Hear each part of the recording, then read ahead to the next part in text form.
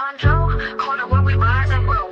Twist and turn, let the passion flow. Chondro Corner, watch the future shine. Every scale a story, one of a kind.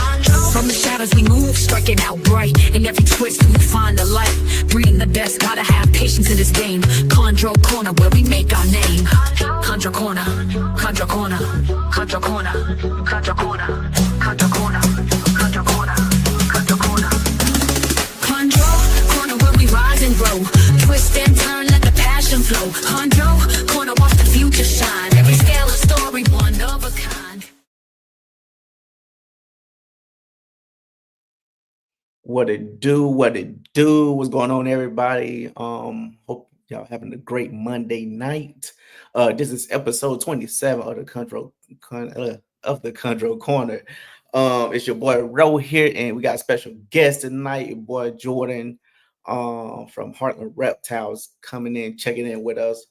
Like this whole episode is about husbandry. It's sometimes it's not on the reptiles themselves. You have to take some type of responsibility because it's on the husbandry as well. How clean are you keeping your reptiles, the temperature, everything. And Jordan have some enclosures to share with us. So we're going to bring him to the stage. But first, we finna goddamn see who in the chat real quick. What's going on, Hank? Big Tank Hate, what's going on? What's going on, low life? B-Lock, what's going on? Thank you for your support coming through. My PIC Jen, appreciate you for coming through, showing love. James B. Easy, what's going on? All City Serpents, what's going on, man? But yeah, man, we finna go ahead and bring Jordan to the stage. Here y'all go. What's going on? What's going on, bro? How you doing, man? Good to see you. All right, man. Like I was telling everybody, like it's not up to the reptiles all the time. Husbandry, what kind of enclosures you have, how you dialed in, all that stuff. Takes a tail in breeding season. It can make or break your breeding season. Yeah, for sure. Yeah, so we're gonna go in like your enclosures. How did you even come to start making enclosures, building enclosures? Well, yeah. I've had reptiles my whole life off and on. I got my first retic in 2019, and had PVC enclosures for. Started getting more retics. And I had them when they were small in large tubs. I just wasn't happy with the materials, the PVC materials. Excuse me. There wasn't anything wrong with the product itself as far as like design or what the manufacturer was making. But it stained and I was just unhappy with it. And I now going on 20 years in the metal fabrication industry. And so I did about 8 years in project management where we built houses or enclosures on a larger scale, largely for the railroad industry and some power substations and energy storage type stuff. So building metal enclosures was my career, but for, heavy industrial type stuff. And so I just decided I was going to try and make my own enclosures out of powder coated aluminum for my retics. I knew it would last a lot longer. I knew it would cost me a little bit more, but I didn't want to buy 2, 3, 4 enclosures for the life of one of my animals. I'm hoping for 25, 30 years with my retics. And if they last 7 to 10 years, 7 to 10 years of me being able to look at the stains I can't get out, I think that would be pretty lucky. And so I wanted to just put a little bit more in up front and make something I knew would outlast the animal. Yeah. So did you start with the retic enclosures first? Yeah. So I started out with the stack units. They're 4 feet wide, 2.5 feet deep, and then each enclosure is 18 inches tall inside. And you could either get them 4 or 5 tall, and it's built in one cabinet. And so you could take floors out and ceilings out and combine 1 into 2 or 2 into 3, whatever you wanted to do. I built that for the grow up phase of my dwarf and super dwarf retics. And then based on an idea that Garrett Hartle had at his facility, he was building a playground, which is, you know, a vertically oriented enclosure that's sat next to your stack of enclosures. And so I built that as an accessory. You just have a little pull-out door that you can open up any enclosure to this 7.5 foot tall climbing playground for them. And it afforded the ability to keep them a little bit longer in those same enclosures while still giving them more space to exercise even while I'm busy. I can open it and leave it open for a day. The snake gets a whole day of exercise versus, you know, maybe an hour that I could dedicate with my family and work and everything else that's going on. So started there, and then slowly I was trying to figure out, you know, different areas of the industry that I could provide them with, recognizing that they're more than substantial for retics, so they're frankly overkill for most everything else. So I was trying to figure out a way to bring some of the structure down. I mean, my 6 foot we auctioned off at the US Arc auction, and Vanessa with US Arc laid on the floor, and it's on casters, so it's supporting all of our weight on 4 points, not just like laying flat on the floor. Another girl named Brittany laid on the shelf, and then Phil Goss and I actually stood on top of it while they auctioned it off. So with 4 people, it's holding well over 600 pounds. Chondros don't need that. Right. But I didn't want to sacrifice the quality. I just knew we could make it a lot less bulletproof, for lack of a better term. So that meeting Mark and talking over with Mark Hagers, who actually spurred the idea and helped basically direct the design. I've got to give him all the credit in the world. He was awesome to work with, and he basically allowed me the opportunity to try and do this with his guidance as far as what chondros needed. Shout out to Mark Hager, man. Mark's awesome. I have a great deal of respect for Mark, especially with what he's doing with the yellows. I love yellow coloration in anything, so it's after my heart. And just a great guy, really, really nice guy. So Mark and some other people have been, with their knowledge on certain species, been a good avenue where I can lean on their knowledge of a species I have less experience with to set up an enclosure that's truly designed well for that animal and what we're trying to accomplish with them, versus just making a box that's the appropriate size, right? Right. So yeah, I went over to Mark's spot and I seen the new enclosures and everything. You know, he got a full wall of Heartland Reptile enclosures, and that thing is that's a goal of mine. You know, hopefully I probably had a ball pythons like somewhere over there, and then just have a whole wall full of Heartland enclosures. That was awesome, and those were the first versions that were different than the stacks or my big 6 or 8 foots for my retics. So Mark actually got a dozen of each size. So he got a dozen 18-inch cubes and a dozen 30 by 18 by 18s. And when we were setting them up, I was a little jealous of how the wall turned out. You know, just it looks really clean in my opinion. And you lose no space to the materials. You know, PVC, you're going to have half or in a lot of cases 3/4 inch. So if your enclosure is only 18 inches cubed, 1.5 inches in every direction makes it quite a bit smaller on the inside. Where we negate that, you know, this is 0.80 inch aluminum. So it's like pop can. So it's still substantial and very strong, but you're not giving up 1.5 inches of space just to get them next to each other, or 3 inches if you're, you know, putting 2 side by side. Yeah, I'm trying to find them. I know you sent me a photo of them. You know, of Mark. Mark said, yeah, Mark's he was really, really nice and gracious in sending me a lot of update photos and letting me hassle him. He has tagged me in basically every post that you can see him in, which has been an immense help and another reason why I really appreciate Mark. I mean, he's been as big an advocate for these as I have, for no reason other than to try and help me out and be a good person. So I really No, that's serious. Hey, I'm right along with him. Like, to me, you have like the best enclosures. I wish we had Lucas on here to talk about the enclosures more because I know he have a few, and he have chondros in those enclosures.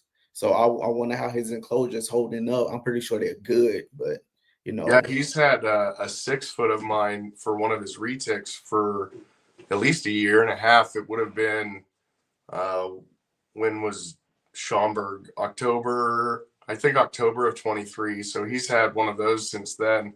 And as far as I know, I mean, Lucas and I are quite close and we stay in touch frequently. I know he'd tell me if something went wrong, not to be anything other than helpful, because he knows I want to know if there is a flaw. That's one thing with these, that I don't have a big volume of them built because I want to continue to evolve and grow them into better and better setups, even if it's a minor change. I don't want to get stuck in one design and just try and push it on people if there's a unanimous decision that something could make it a better enclosure.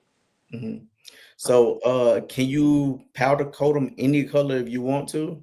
Yeah, we can do any color. The biggest thing is it'll probably take just a little bit longer, and depending on how crazy you want to get, it can get expensive. Certain powder coats like paint, you're going to have a minimum quantity or volume that you have to order. And so if we're only doing, we'll take the smallest, say if we're only doing one 18-inch cube, it's not going to take a ton of powder. But if they have a 10 or 20 pound minimum order, you're using a few percent of that. So that is going to increase the cost because I can't guarantee that will be used. And in this instance, the powder coater is going to keep that inventory, so I won't have it. And so that's the biggest hurdle. And they also charge by rack. So a rack may be like 7 feet tall by 8 or 10 feet wide and 4 feet deep. And they fill that hanging parts. They fill it as full as they can, and they charge by the rack. So if I'm doing a handful of enclosures, I'm paying for the rack, not 6 enclosures. But if I'm only doing one, I'm still paying for the whole rack. So that makes that one more expensive because it's not dispersed among more. So any colors possible. I've had people ask for candy apple red. I mean, we can do it. The main colors that are standard and are going to be the same cost are going to be your standard white like mine and Mark's. And then there's a nocturnal gold, which is a black with a very, very subtle gold flake in it. You have to have light shining on it, but it does pop in a sharp, clean way, I think. So those are the standard as far as same price, but anything's possible. Same with the design or sizes. I mean, if people have time for me to alter a design or wait or pay more for, the materials of a custom color, we can do it. It's just, certain things take longer and cost more. Yeah, like, is it feasible? Yeah. I mean, if like I had somebody reach out and hey, can I get one at this size? And I said, you can. I have one that's, I take to shows. It's white, but they wanted black, and so it wasn't that big of a pinch. So they waited for the black, which, if I have it available, I'll send it to you tomorrow. But it's just a matter of inventory, time, and cost. Yeah.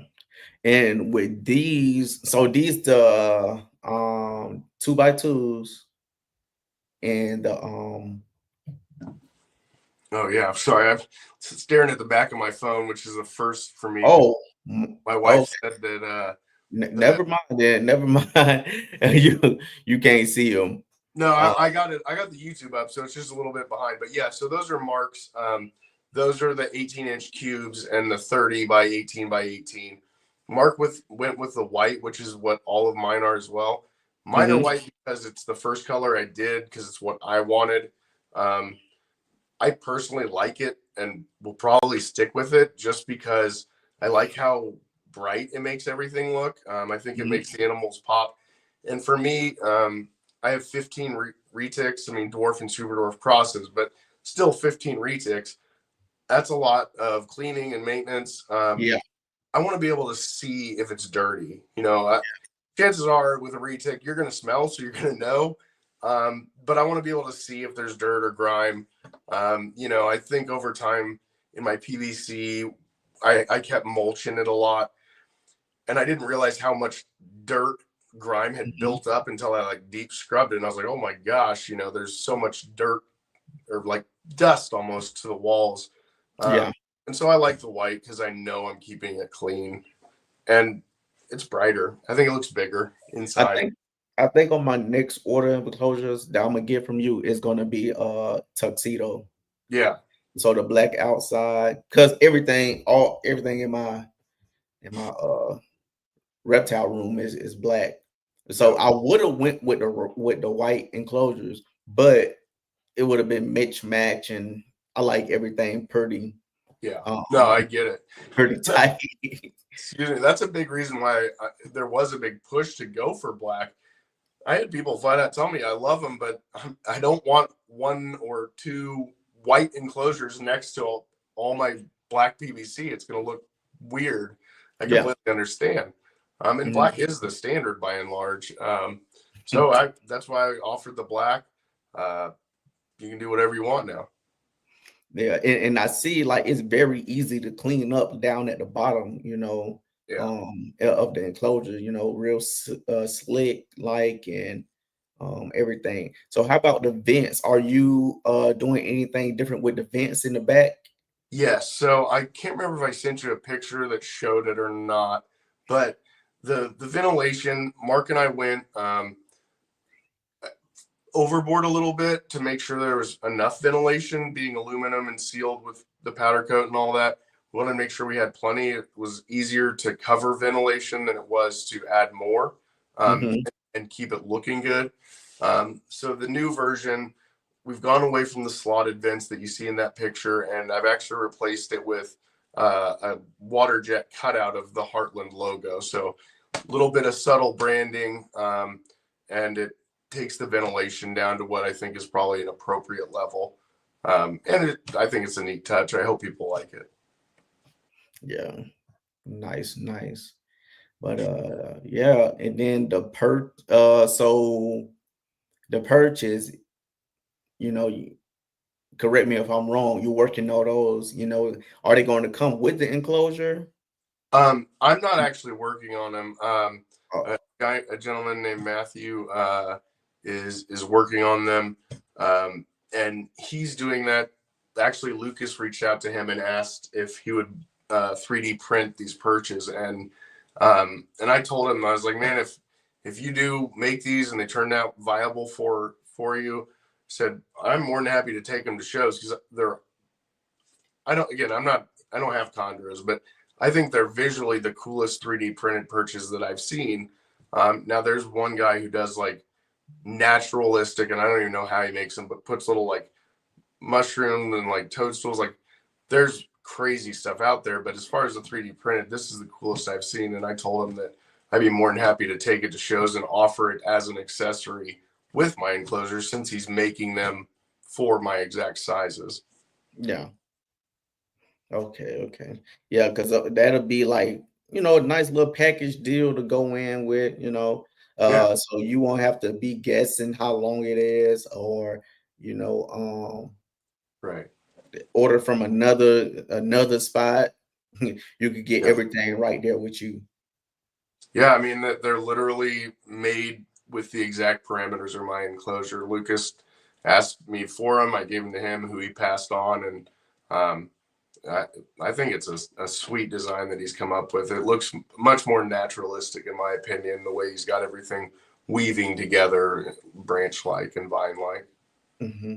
So what enclosures do you have, or what enclosures do you have for each species, or how many enclosures do you have for a species? Well, so the main lines, for lack of a better term, are the stacks are the 4 foot wide 2.5 foot deep with the 18-inch, and those come in either 4 or 5 tall. And then there's the playground for each. So either a 6 foot tall by 18-inch by 2.5, or a 7.5 foot tall for the 5. And then for the bigger, like heavy duty retic enclosures, I have a 6 foot and an 8 foot. They're both 2.5 feet deep, and 24 inches interior height, with a full length shelf. The shelf has insulation inside of it. The floor has insulation inside of them, to negate heat loss out the bottom if you're in a basement or on a concrete floor. There's a whole lot designed into those that that I think will make a big difference in the long-term keeping ease of keepers, but it's stuff that you probably wouldn't notice just looking at it. And so the 6 and 8 foots, and then I took that design for a monitor keeper who reached out, and he wanted to use my enclosure with the portholes. They have holes on all the sides so that you can connect them all together and grow and puzzle piece how you want.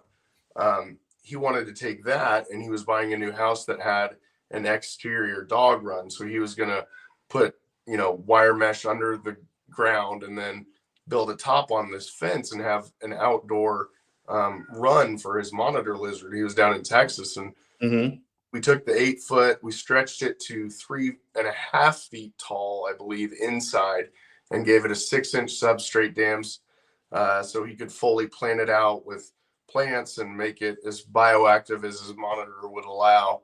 That one was really cool, and actually an identical one to that is at my local zoo.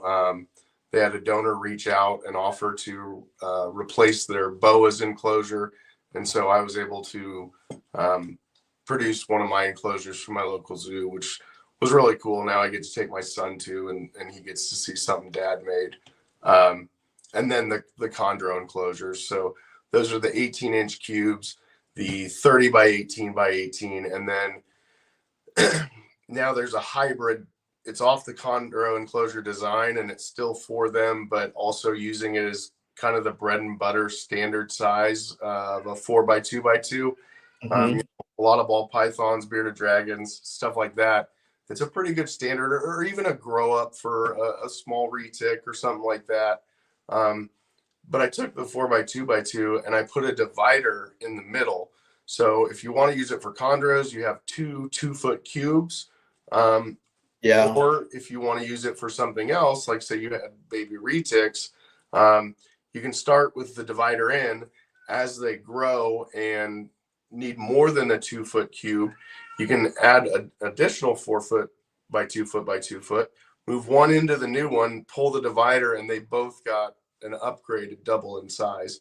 So it's the whole idea has always been, how can I allow people to have something that will continue to grow with them in their collection as animals grow, collections grow and change and stuff like that.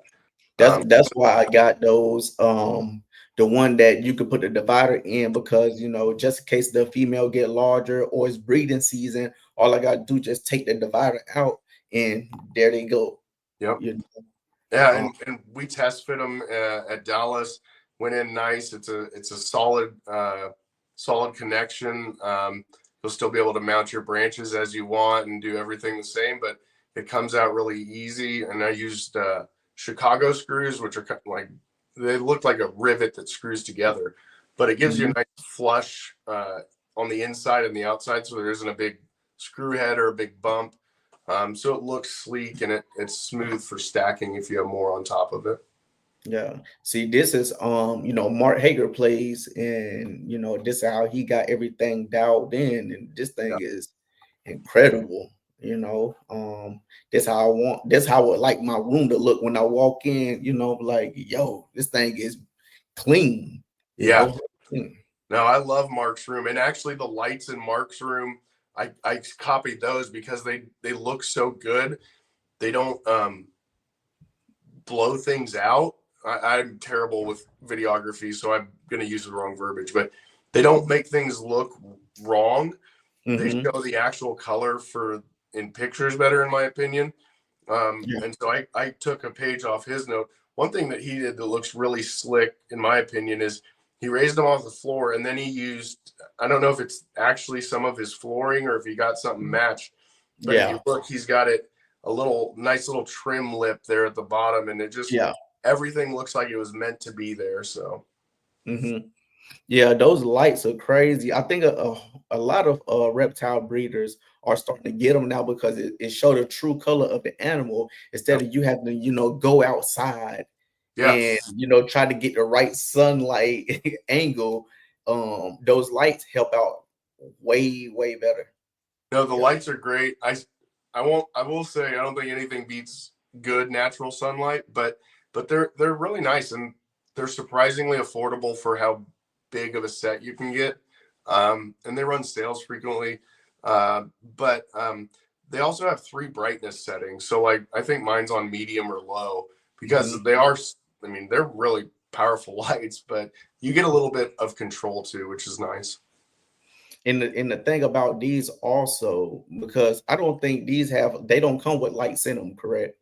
No, no, at this point I'm not providing lighting or heating or anything. Now there's provisions designed into them for the addition of those things. There's holes in the back that come with either a grommet to protect the cable you run through or a plug if you're not running anything, so you have a nice smooth finish and you don't just have a hole.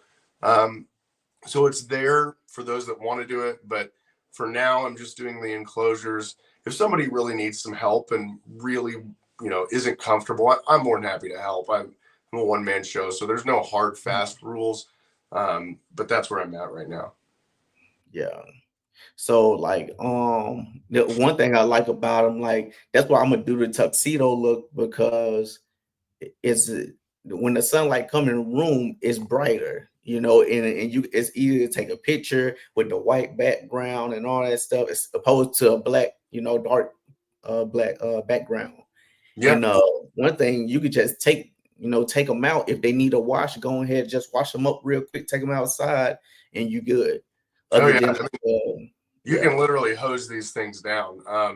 Like I said, they're made in the same manufacturing materials and methods as the houses that the company I work for builds, and those go outside and they're expected to live or survive 30 years. So this is meant to handle the elements, and you can do anything to them short of, you know, taking a hammer or chisel to them and they'll hold up. So how good or how well do they hold heat? The powder coat does add a little bit of an insulation, so it's not going to be as fast as, like, you know, just bare metal, but they're going to go up or down a little bit faster than a PVC is, just because the PVC is going to take longer to absorb and then release if the temp drops. But as long as you're aware of that, that's not necessarily a bad thing. It makes it so you can, in theory, dial in quicker.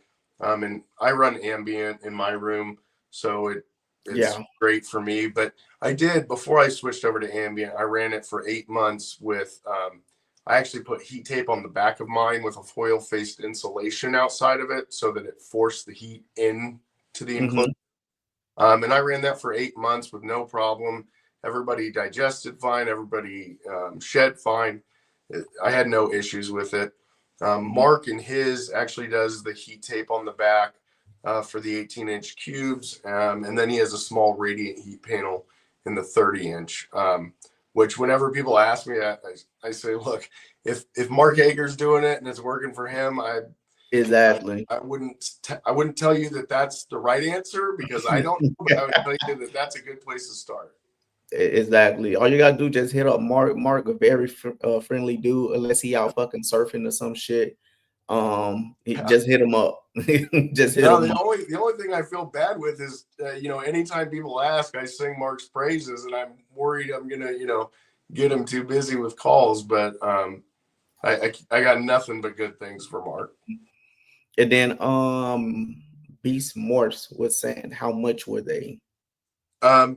So the 18-inch cubes right now are $3.99. They all have tempered quarter-inch tempered glass. They come with the tracks and the grommets and the plugs and everything. So they're good to go. They're already assembled and put together. So how you see them is how they come. The only difference is the glass is wrapped and packaged to protect it if I ship, or even if I'm just transporting it. So all you have to do is unwrap the glass, slide it in the tracks, and you're good to go. $3.99 for the 18-inch cube, $4.99 for the 30 by 18 by 18. Depending on if it's not too big, though, which is what you and I discussed, Ro, is if you're going to do a 30 by 18 by 8, or excuse me, if you're going to do 18-inch cubes, you might as well get the 4 by 2 by 2 with the divider, because you get an extra 6 inches in every direction, and you get 2 enclosures. The 4 by 2 by 2 is $6.99, with the divider is $7.49. So you end up saving $50 for the 4 by 2 with a divider versus 2 18s, and you're giving your more space. The 18 inches are really nice because 4 tall is 6 feet. So for a lot of us, like 6 feet is much more than that. I need a step stool for my stack because the top of it's, 7.5 feet off the ground, and that's retics up there. So it's personal preference, but if you have the space, it's more economical to do the bigger one. Yeah. So would you consider in the future to like already have them broke down and have like the person that's buying it just put the rivets in and build them itself for like shipping purposes? I've thought about it. The biggest thing is it's all assembled and then powder coated, and there wouldn't be anything wrong with powder coating the parts and shipping them. But I like knowing that they're leaving here stable and solid. And by assembling them, I know that. To have them knocked down, I would have to fix them different. So you're either going to have, I could use the Chicago screws like for the divider to put all those together, but it's more work for the customer. And, the 30-inch I've shipped to Texas for I'm in Kansas. So Kansas to Texas was $45. Kansas to Chuck in New Jersey was $65. So the 4 by 2 by 2s unfortunately bump the shipping a lot just because they're that next size up. Yeah. But if you're staying with the 18s or the 30s or in that range, shipping is not that much. It shocked me how inexpensive it was. I figured it'd be, at least triple digits. Yeah. That thing right there, that's what's holding us up right there. I'm like, yo, and I can't bring no more animals in because I need those enclosures. Like I looked at Pacific Animals for those enclosures, and my girl right now is up in Chicago right now. So I have a female that's in Chicago, and then I got another little Neo over in Cali that's gonna be coming soon. So I'm just waiting. One option, and I can't remember if we've talked about this, and I do this for you or anybody else. If it's cheaper for me to meet you halfway, I'm more than happy to do that. If it covers my fuel to meet halfway and it's cheaper, if I can find the time to do so, we'll do that for you or anybody else. A lot of times what I do for what works best for a lot of people is if they buy something, I'm vending all of the NARBCs except for Tenley. Trying to get into Tinley, just still on the wait list. But if I'm going to a show and somebody's going to be there, I'll just bring their enclosure and they can pick it up. I'm going to be there anyways, so they don't have to pay anything extra other than the cost of the enclosure, and then they can pick it up. So I've got a 24-foot trailer. I can bring a lot, So are you going to be on the East Coast anytime soon? No, unfortunately. The Chicago area is about as far as I go. I'll go to Schaumburg and oh my gosh, I'm having a brain fart. Okay, so you'll go to Chicago. Yeah. Okay. So, all right, cool then. Because I don't think Chicago that far away from me. Yeah, Chicago for me is right around 8 hours. Okay. So I'll vend Schaumburg. Oh, and St. Louis, which that's not as close to you, but and then Dallas as well. Got you. And just Chicago. Oh, sheesh. Chicago, like a 12-hour drive. Ugh. I don't know, man. I'm going to have to do something. We're going to have to figure out something. Right. I'm like, yo. Like, I paying more for just about more for shipping than closures. I'm like, yo. I know that's the worst part. And you know, even knockdowns are going to be more cost effective, but it's still a pretty big package at 4 foot by 2 foot, you know? Yeah. And the biggest thing, frankly, is the glass. The glass weighs probably as much as the enclosure. Yeah. So I'm the gonna have thing I to can do is see if it drops if I remove the weight of the glass. Give people the option to, I can send you the spec drawing. You could take it to your local glass shop and have them make it for you. I haven't done that yet, but it's an option, if people want to look into it. Glass itself is not terribly expensive. It's probably going to cost you, 60 to 80 bucks, depending on the size of the enclosure. Yeah, and Beast Morph was asking what's the lead time? For the existing stuff, it's about 30 days, give or take. By the time I get the purchase order submitted and get them manufactured, and the glass is about a 2-week lead time, and then I get them and I put the glass track in and do some finishing stuff and package them up. But 30 days for the 18, for the Chondro or the 4x2x2s. The bigger stuff is probably closer to 45 days, potentially up to 2 months. It would be a by order scenario. And the nice thing is I can tell you once it's in the schedule, it's going to be finished by this date and it's not going to slide. So one thing that frustrated me a lot with PVC enclosures is the dates kept slipping, and if it slips like a few days, I understand life happens, but it was like slipping by weeks and then months, and I can guarantee that won't happen. Which, that's one thing that drove me crazy. So one thing I wanted to alleviate any customers from. Right. So just about 30 to 45 days. Yeah. For lead time. I mean, that's not bad at all. I had a company, it took them 3 months. Yeah. My enclosure. I was like, yo, never again. Yeah, I wish I could say 3 months was my worst. I had one that was more than double that. Yeah, I was like, yo, never again. And that's why now I'm just, I have, empty spaces over in my rack and all that stuff, because I never know when I want to get another animal, or, somebody have an animal available. I'm like, oh, snap, I need this. And, while I got a spot available. That's one thing I learned early on as a early reptile breeder, Yeah. Well, and once you get an upgrade, even if you don't have another animal going into its old enclosure, you're exactly right. Hang on to it, because if nothing else, it can be a quarantine, or an interim enclosure for something. If something comes along that needs a home or fits really well into a project you have. I have, I have four enclosures that are unspoken for right now. Other than animals that will be upgraded into them. But I have basically 4 to 9 open enclosures. Now they're smaller, but available at any given time. Now I'm not going to ever add 4 to 9 animals at one point, especially retics. But you'll never see me getting rid of an enclosure that is still good,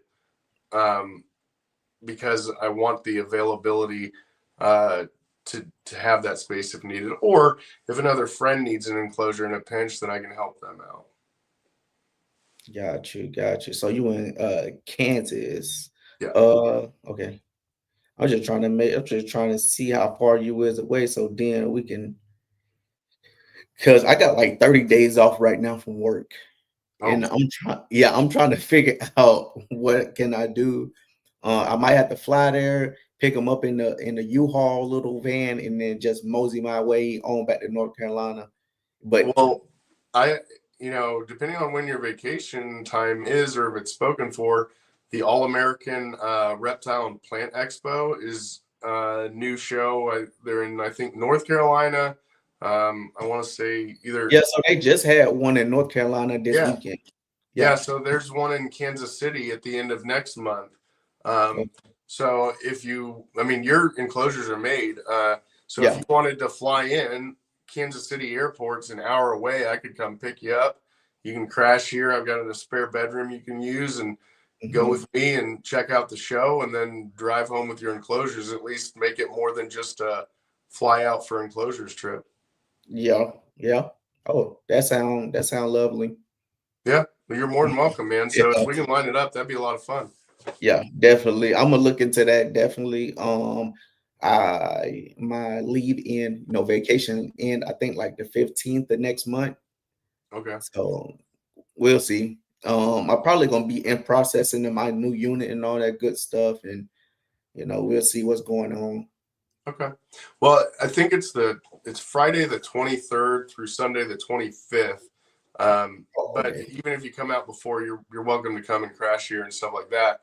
I was just thinking it'd be cool if you could get to see the show too. Oh yeah, for sure.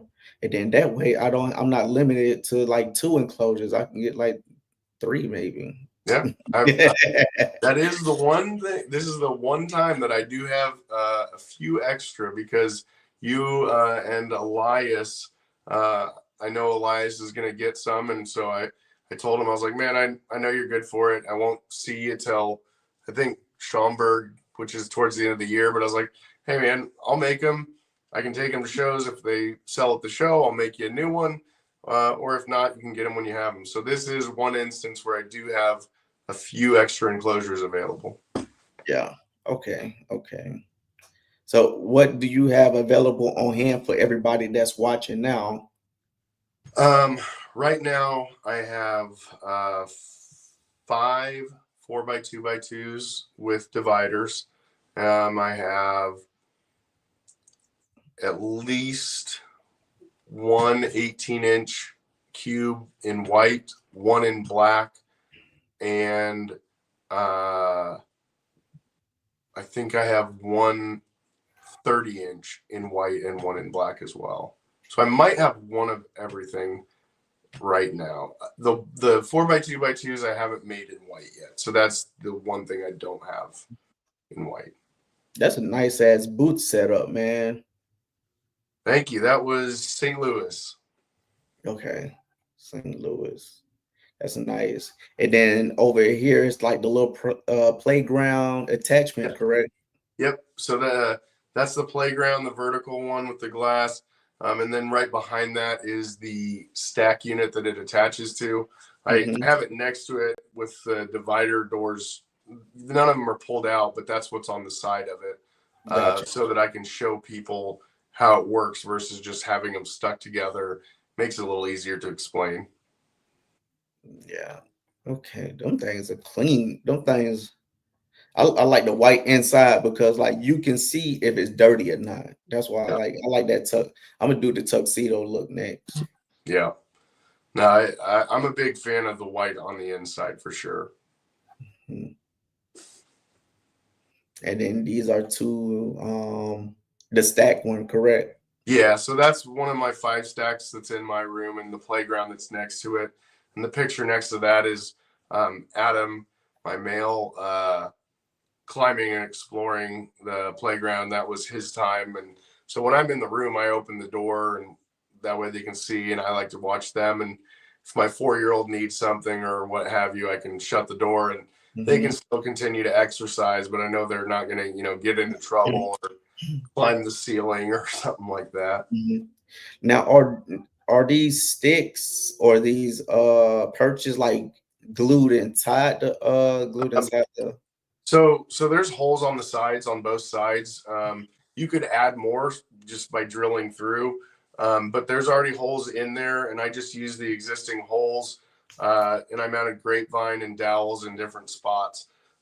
So there's provisions for people to mount, but again, if you need something in a specific spot, I'm more than happy to walk people through the best way to drill through. It's very simple. As long as you have a drill with a drill bit, I can walk you through it. Got you. I think we got another one. Oh yeah, got the little retic, the little retic in this one. Oh yeah, that's Eve. She's my social butterfly. So whenever I'm in the room, that's basically what she does. Where her head's at, you can't see, but that's the sliding glass door that is from where I'm sitting now going into the snake room. And so whenever she knows I've come in, she comes to that side and she expects some time out with me. And Mhm. she's just wonderful. Right now is one of the few times she won't come and greet me because she had a small pig last night. Um, she's one of the females I'm really hoping to get to pair this year. Yeah. I've got 4 girls that I'm hoping to get to pair. I honestly don't know that I want all of them to go because that would be a lot of animals, but that's the pairings I'm doing anyway. So have you bred in these enclosures before, correct? I haven't bred in my enclosures. I've only had one clutch, and it was with Mila. And at the time, she was in a PVC enclosure. Um, I had mine, but I didn't want to move her out of what she was used to for her first ever attempted breeding. Uh, Mhm. so she's been in that, but all 4, or no, I'm sorry, 3 of the 4 that I'm pairing this year will be in my enclosures, and then Miss Piggy is in Mila's old PVC enclosure. The only reason she has that is uh, Mila. She's my first girl. She's the favorite child, so she got the nice big 8-foot powder coated enclosure, and Eve got her old PVC. It's got a little bit more height, but it's still holding up. And so, like we said earlier, hang on to enclosures as long as they're good. Right. Hey, our buddy Chuck was like, Jordan, do you have a chondro, man? I don't have a chondro, although Lucas said that when he breeds some in my enclosures, he's going to send me one. So I haven't forgotten. He promised that. But Oh yeah, for sure. Same here, bro. Same here. I'm like, I would say like a year or 2 out from breeding, is because I don't want to just get a Biak and just breed it to a sarong, yeah, and you or breed it to a rude, or and just, to me, that's not my vision. I'm very particular what I yeah, want, and I would rather just wait. You know what I'm saying? Yeah, people gonna have clutches before me, but I would rather wait to have that, that best pairing I possibly can have.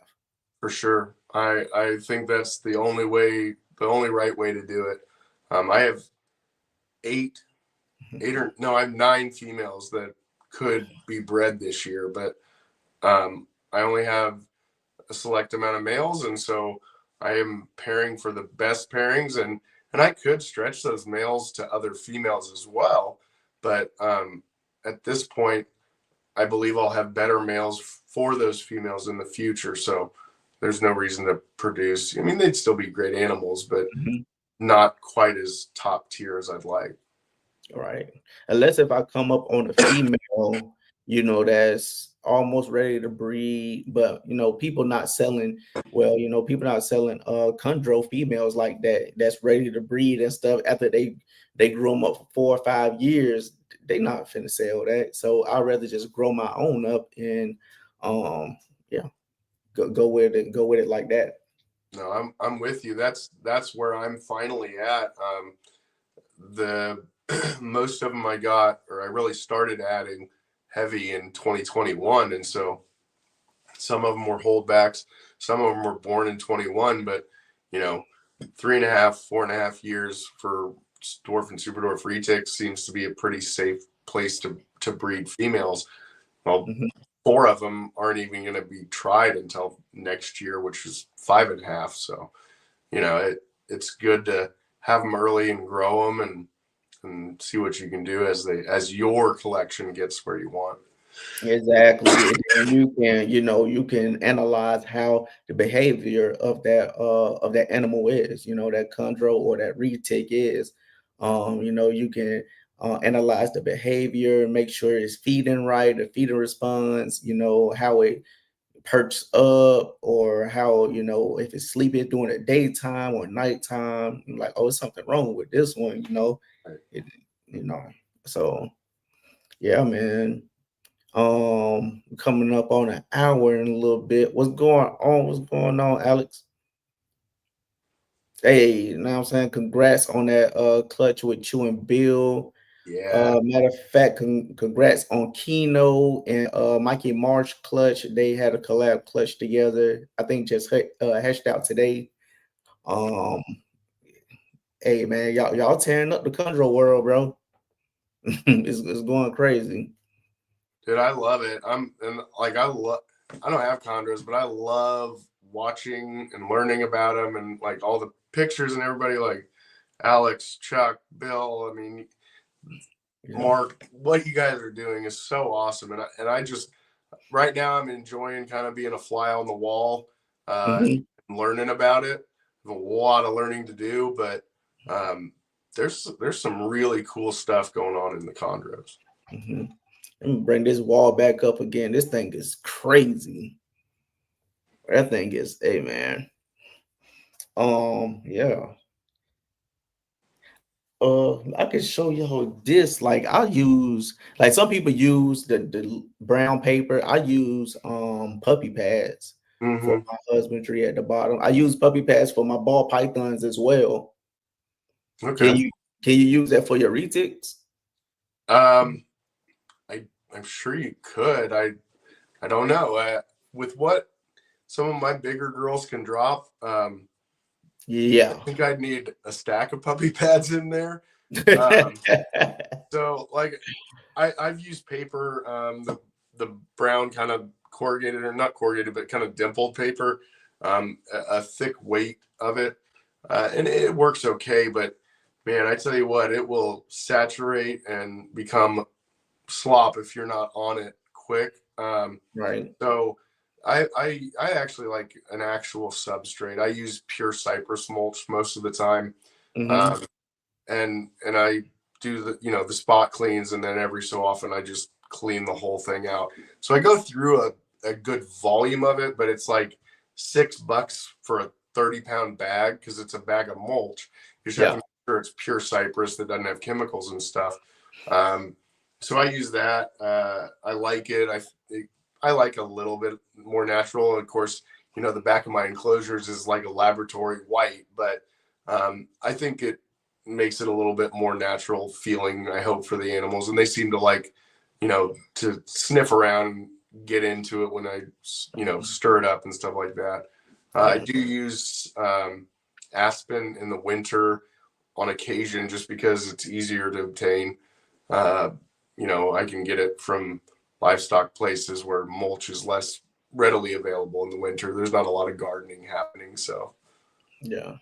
I don't know why I didn't do it. I guess because Adler was promoting them, maximum reptile enclosures, but I should have got enclosure for you, because I have a dwarf retic coming in from Adler. Remember the one that we was talking about? Yeah, so he's supposed to be coming sometime in the next, I guess, month or so. Whenever the weather is pretty good. When Adler moved across the country, he stopped and stayed with us, and so I got to actually meet your retic in person. I mean, I knew of him beforehand, but I actually got to meet your retic in person. I'm excited you're getting one, man. Oh yeah, for sure, man. I've been like watching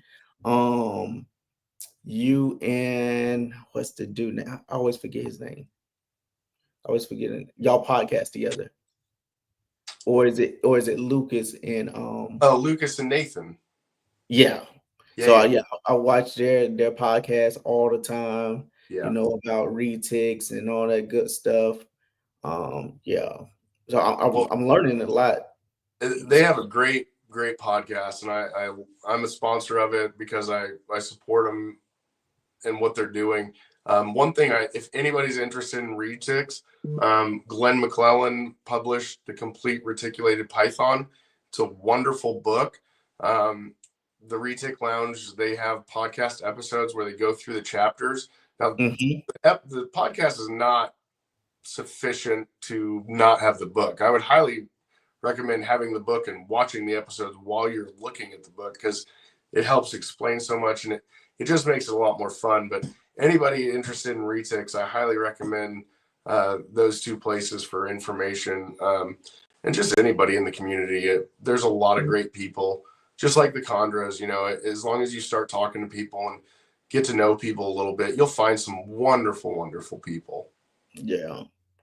Matter of fact, I need to hit up Adler. I think he texted me a few days ago, and not just been, it's been crazy. Literally been crazy. Moving. Sometimes I forget how much energy it takes to move a house, because I moved it by myself, because I set my fiance up here in North Carolina so she could take care, getting the water and stuff, lights and stuff, handle temperature, dial in a room and all that stuff. So when I bring the animals, everything will be good. Just, put them in their cages, in their enclosures. But we still dialing in the temperature. The humidity isn't high as Louisiana and Oh, North Carolina. Yeah, the humidity. So it's a little bit drier here. Gotta, spray 2 times a day, maybe once a day. Opposed to Louisiana, only had to spray once every day or 2. right. I thought you said it was the same there in North Carolina. I was like, oh wow. But Oh no, no. It's just hot here. The humidity is crap, but it's just hot here. Yeah. So I'm trying to keep the room ambient, the whole room ambient now too. So the ball pythons and the chondro is going to be ambient. As far as now, I might probably in the wintertime, plug up the thermostat and all that stuff, the heat tape and all that stuff for the ball pythons, and then just keep the chondros ambient. Just put a little space heater in the room. Yep. And that's how I've been doing it. A lot of time with the ambient, they just digest slower. Yep. Digest their meal slower, because they don't have that belly heat or that back heat to produce heat. Yeah, they can't spike their temps as much, or at all, almost. So yeah, but they doing good. All the little neos doing good. Everybody getting bigger, and watching OCCs and all that stuff. So it's fun. So all the animals handled the move well. Oh yeah, everybody good. Nobody, croaked or nothing like that. Good, man. I'm glad to hear that. Nobody croaked. Oh, I'm gonna need another enclosure from you, anyways, because I got the berm. Oh yeah. Yeah, so the berm is just down there in the Super 70, probably about like 4 feet long right now, whatever, 4.5. But that's why I got them in. I'm gonna get another enclosure, most likely from you. I'm gonna see if I can, muster up some money real quick and get one while I'm down in Kansas for the reptile show. Yeah, man, for sure. I'll build them anything you want, buddy. You're starting to sound like Lucas with all the different species you have. I know that there's a lot of other people that do, but it's just like a running joke, at least in the Retic Lounge group. It's always adding a new species all the time. Oh yeah, man. I'm gonna slow down on the animals for right now, because I'm back in the car scene and all that stuff. So today I did my intro for my car page and all that stuff. Got that going on. I have a whole bunch of parts I need to put on my Mustang, all that stuff. Like, so I actually saw a video of your Mustang come up today. I can't remember on what social media, but probably Instagram. It was a burnout, but the video started in the front. Man, you can see that intercooler and that wine, dude. It sounds nice. Yeah. So I got a 900 horsepower kit that I'm gonna put on within like a month or whatnot on the Mustang. Probably gonna make like around 70-ish rear wheel horsepower to the wheel. So Dude, that's wild. That's It's fun. It's fun. oh Like yeah, I bet. this gonna be like my, I think, 6th supercharged Mustang. Jeez. Well, But and I what like blows me away, and I mean this in the best way, is you drive that car all over the country. Like this oh yeah, isn't just a trailer queen. This thing puts out crazy power, and you drive it everywhere. oh yeah, it's fun. I remember you seeing If me I pull out got of it, Dallas, and I was like, "You drove the Mustang to Dallas? That was awesome." oh yeah, bro. Yeah. Um, shoot, I drove it from Louisiana to Missouri to California. That's insane, dude. Yeah. So it's good. It's paid for. I ain't gonna, I'm not gonna sell it or trade it in nothing. Right. This October, I'm looking to get another Mustang or a C8 or a Corvette C8. So Oh yeah. Well, I think that's cool, man. A lot of the car people will appreciate that. Like, it's one thing to have power, but it's another thing to have reliable power. That's yeah. really cool. But the car community is different than the reptile community. With For the sure. car community, it's like who got the most horsepower, who got the most money to build a car the fastest. Oh, and that's all. But with the reptile community, they come together for a purpose. If anybody down, they'll help out. That's what I love about the reptile community. For sure. I mean, I was a big gearhead, and I still love cars, but I sold the Duramax that I built to buy it was the next. I had Mila, and then I sold my Duramax to buy my next 6 retics. And it was built, and it wasn't as fast as your Mustang, but it could pull a house off the foundation. And for an 8,000-pound truck, it was still damn fast. But Yeah. but that's what I did too.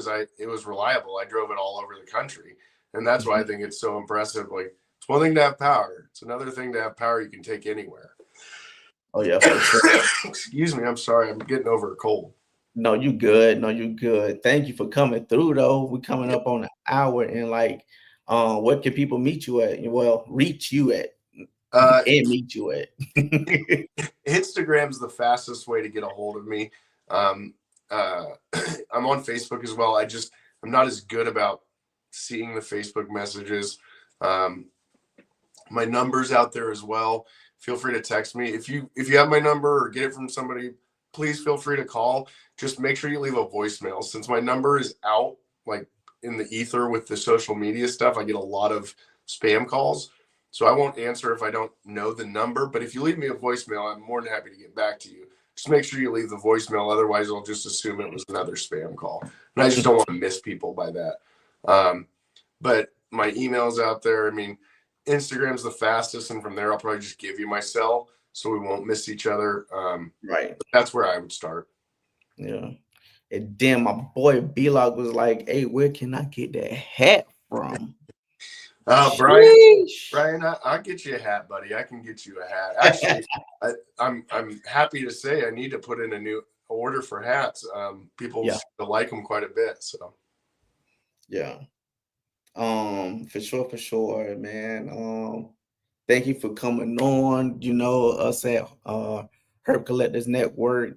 Don't take your present lightly. Thank you for what you're doing for the community, what you've done for us, on this episode, letting us know about your enclosures and how do they hold up, giving us the real deal. Yeah, well, I really appreciate being on with you as always. Always a blast catching up with you. And I appreciate what you guys are doing for the community. I mean, you and Mike and Jen and everybody else on the Herp Collectors Network and Whiskey Bomb Network and groups like that. You guys are giving the platform to get the information out. And so I'm really grateful for you all for doing that work that I don't have to. I mean, I just have to plug in my phone and sit and chat with friends for an hour. So I got the easy side of this gig, so I appreciate you all. Yeah, appreciate it. What's going on, James? Hey, James. What's going on, Shauna? How you feeling? Man, but I'm gonna put you backstage real quick and then say bye to the guests. All right. Night, y'all. All right, ladies and gentlemen, that was episode 27. I believe it was episode 27. I'm pretty sure it was, of the Chondro Corner. Thank y'all for tuning in. Hey, if there anything that y'all want to see us do differently, me and Jen do differently, just hit us up on IG, on Instagram, on most of y'all have my number, or in the Discord or anything like that. Just let us know, and we'll get that fixed or anything like that. Thank y'all for tuning in. Thank y'all for the viewers. Thank y'all for the likes. Thank y'all for the shares. Good night. Stay warm. Don't do nothing we wouldn't do, man. For sure, for sure. All right, good night, man. Ooh. Chondro Corner where we rise and grow. Twist and turn, let the passion flow. Chondro Corner, watch the future shine. Every scale a story, one of a kind. From the shadows we move, striking out bright. In every twist we find the light. Breeding the best, gotta have patience in this game. Chondro Corner, where we make our name. Chondro Corner, Chondro Corner, Chondro Corner, Chondro Corner, Chondro Corner, Chondro Corner, Chondro Corner. Chondro Corner, where we rise and grow. Twist and turn, let the passion flow. Chondro Corner, watch the future shine. Every scale a story, one of a kind.